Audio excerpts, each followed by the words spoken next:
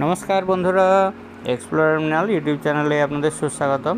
আমি এই মুহূর্তে নীলকণ্ঠধাম পৈচাতে রয়েছি। পৈচাতে যে গেস্ট হাউসটি রয়েছে, গেস্ট হাউসের যে লবিটি রয়েছে, লবিটি সুন্দরভাবে সাজানো, পরিষ্কার পরিচ্ছন্ন, চারদিকে রয়েছে সবুজ গাছপালা।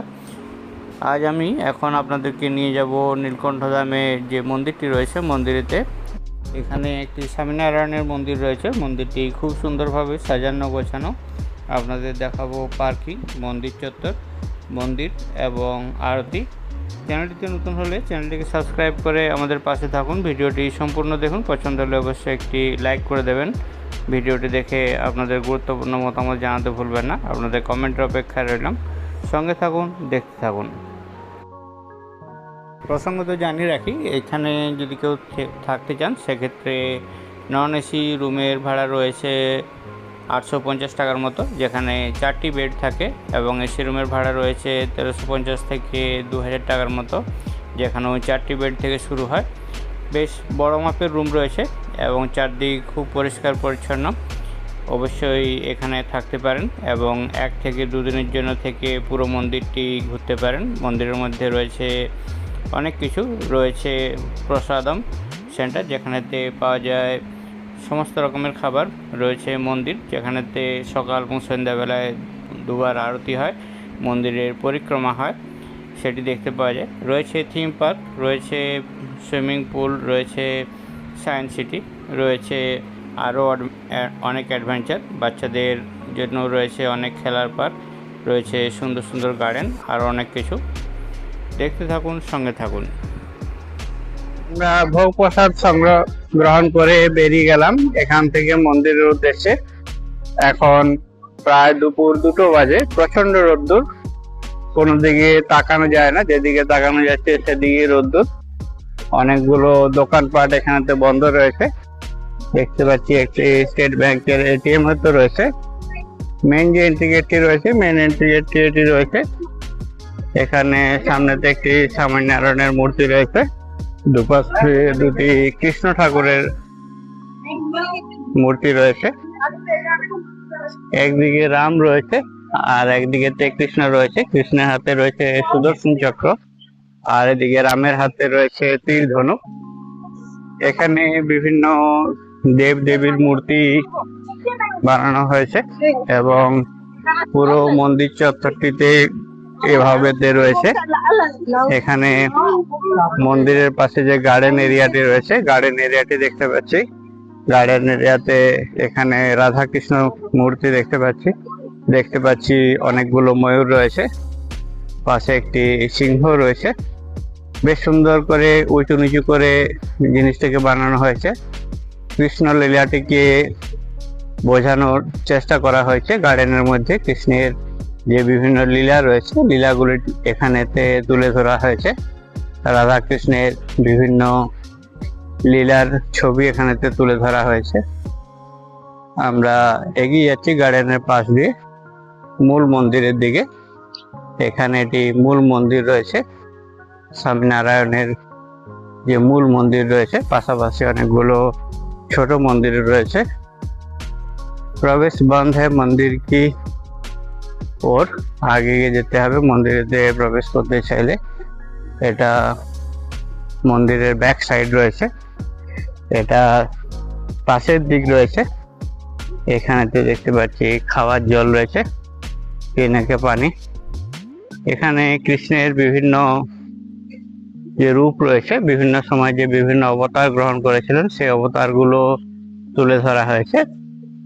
একজন ভক্তকে দেখতে পাচ্ছি ঢাক ঢোল নিয়ে দাঁড়িয়ে থাকতে। নৃত্য পরিবেশন করা যে সরঞ্জামগুলো থাকে, সেই সরঞ্জামগুলো দিয়ে এখানেতে একজন বাজুয়েকে দেখতে পাচ্ছি। এখানে আমরা শিবজি মহারাজকে দেখতে পাচ্ছি, দেবাদিদেব মহাদেবকে। সুন্দরভাবে গার্ডেনটি সাজিয়ে তোলা হয়েছে, সাথে রয়েছে ডাক। আর এখানে নীলকণ্ঠকে দেখতে পাচ্ছি। নীলকণ্ঠ বনে জঙ্গলে এভাবেতেই খালি পায়ে ঘুরে বেড়াতেন এবং তার সাথে সিংহরাও এখানে থাকতেন। পাশে আমরা ব্রহ্মাজির মূর্তি দেখতে পাচ্ছি।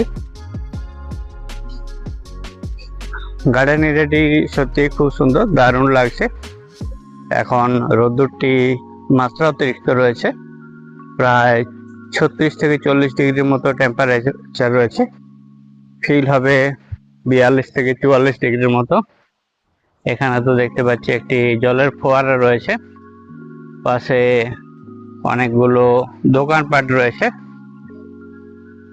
এখানেতে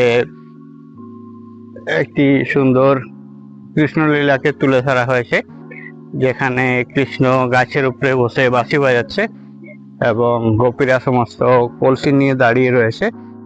কলসির থেকে জল পড়ছে এবং কৃষ্ণের যারা সখী এবং সখা ছিল তারাও সমস্ত কৃষ্ণের সাথে গাছেতে রয়েছে। একটি খুব সুন্দর দৃশ্য। এ পাশেতেও ওই ধরনের আরো অনেকগুলো ঘর রয়েছে। এদিকে মন্দির যাওয়ার যে রাস্তাটি, সেই রাস্তাটি রয়েছে। এখানে আমরা দেবাদিদেব মহাদেবকে দেখতে পাচ্ছি। মহাদেবের একটি নটরাজ যে রূপটি, নটরাজ রূপে দেখতে পাচ্ছি। এটি মন্দিরের যে মূল প্রবেশদ্বারটি রয়েছে, মূল প্রবেশদ্বারটি এখানে রয়েছে, এটি দিয়ে প্রবেশ করতে হয়। এগুলো মন্দিরের বিভিন্ন ঘর রয়েছে।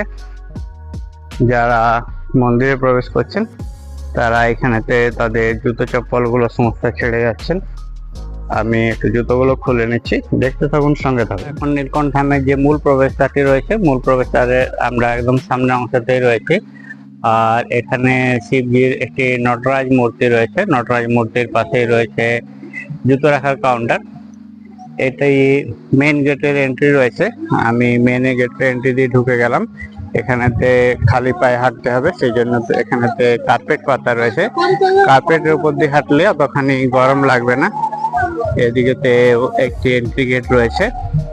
গরম ভালোই রয়েছে, তবুও অপেক্ষাকৃত একটু কম লাগছে কার্পেটটি থাকার জন্য।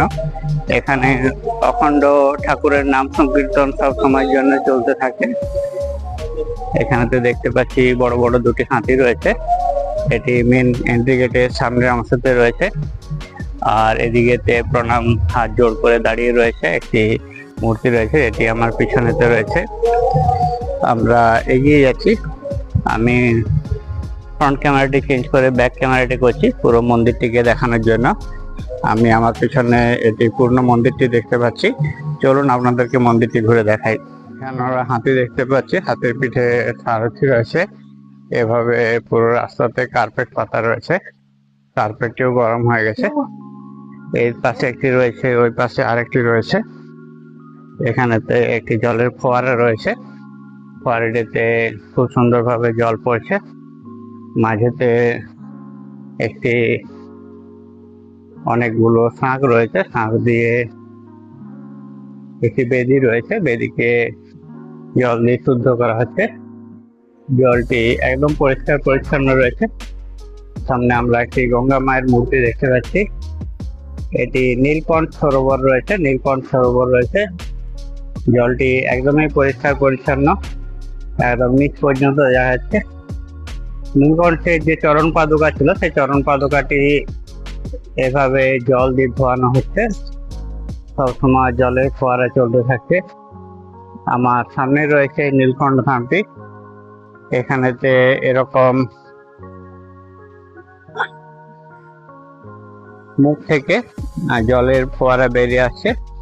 জল দিয়ে পুরো এটি একটি পরিক্রমা করার মতো রাস্তা রয়েছে, যেটিতে অনেকখানি জল রয়েছে, জলেতে নামা সম্ভব নয়। অনেকগুলি মন্দির রয়েছে, আমরা এগিয়ে যাচ্ছি মন্দিরগুলো দিয়ে। এপাশ ওপাশ দুপাশ থেকে ওঠার জায়গা রয়েছে, রয়েছে মাই থেকে ওঠার জায়গা। নীলকণ্ঠের চরণ পাদুকা যে ধোয়ানোর যে জায়গাটি ছিল সেটি আমরা দেখলাম। এটি মন্দির রয়েছে, মন্দিরের ভিতরে তো প্রবেশ করছি। এটি অপেক্ষাকৃত ঠান্ডা রয়েছে। মন্দিরের গায়ে খুব সুন্দর গোল্ডেন কালারের ডিজাইন রয়েছে। আমাদের সাথে যারা এসছে তারা সবাই রোদ্রে এসে এখানেতে আরাম করছে, ঠান্ডা জায়গা পেয়েছে, সেই জন্য এখানে আরাম করে নিচ্ছে। এখানেতে অনেকগুলো বড় বড় রাজ পিলার মতো পিলার দেখতে পাচ্ছি। এখানে একটি সিংহাসন রয়েছে। এর পাশেতে একটি মূর্তি রয়েছে, যেটি দেখতে খুব সুন্দর লাগছে।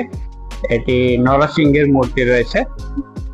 আর তারপর এখানে একটি আমরা পাথরের যে বিভিন্ন শিলার রূপ হয়, সেই শিলার রূপ রয়েছে। এখানে একটি জানলা রয়েছে। এখানে একটি দেবতার ছোট মূর্তি আমরা দেখতে পাচ্ছি। এখানে সিদ্ধেশ্বর মহাদেব জুনাগড় যে মহারাজের মূর্তিটি রয়েছে সেটি আমরা দেখতে পাচ্ছি। বিভিন্ন দেব দেবী বিভিন্ন জায়গার এই জায়গাতে এ ধরনের সুন্দর করে কালার করা রয়েছে, লাগানো রয়েছে ফ্যানগুলো থেকে খুব সুন্দর সুন্দর ঠান্ডা হাওয়া আসছে দেখতে পাচ্ছি। এখানেতে অনেকে আরাম করছে। এখানেতে আমরা বিভিন্ন দেব দেবীর যে মূর্তিগুলো, সেই মূর্তিগুলো আমরা দেখতে পাচ্ছি। মহারাজ দের মূর্তি সমস্ত রয়েছে।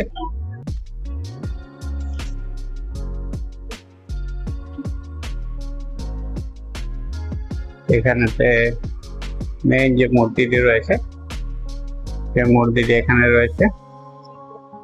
আমরা নারায়ণকে দেখতে পাচ্ছি।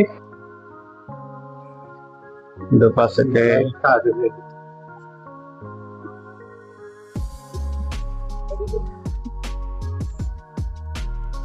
এদিকে মন্দিরে আরো সুন্দর সুন্দর ডিজাইন রয়েছে। সিলিং গুলো খুব সুন্দর করে বানানো হয়েছে। এগুলো রাজ পিলার গুলো রয়েছে। এর পাশে তো ওইভাবে বিভিন্ন মূর্তি রয়েছে। বাকি সবাই এখানেতে গরমের মধ্যে আরাম করছে। এখন পৈঁছা নীলকণ্ঠ ধামেতে রয়েছে। নীলকণ্ঠ ধামেতে সবে সন্ধ্যা আরতিটি সম্পন্ন হলো। এখন সন্ধ্যে 7টা বেজে গেছে। এটি যেহেতু গুজরাটের পশ্চিম উপকূলে পড়ে, নর্মদা জেলার মধ্যে অবস্থিত এবং পাশে রয়েছে নর্মদা নদী। আর সেই সুবাদে এখানেতে সন্ধে হতে হতে 7:30 বেজে যায়। এখন 7টা বাজে, এখনো আলো রয়েছে। আমার পিছনে আমি মন্দিরটি দেখতে পাচ্ছি। চলুন আপনাদেরকে মন্দিরটি ঘুরে দেখাই। ভিডিওটি সম্পূর্ণ দেখার জন্য সবাইকে অনেক অনেক ধন্যবাদ। সবাই ভালো থাকুন, সুস্থ থাকুন। ভিডিওটি কেমন লাগলো জানাতে ভুলবেন না। আপনাদের কমেন্টের অপেক্ষায় রইলাম। চ্যানেলটিতে নতুন হলে এই চ্যানেলটিকে সাবস্ক্রাইব করে আমাদের পাশে থাকুন। সবাইকে আরেকবার ধন্যবাদ জানিয়ে ভিডিওটি শেষ করলাম।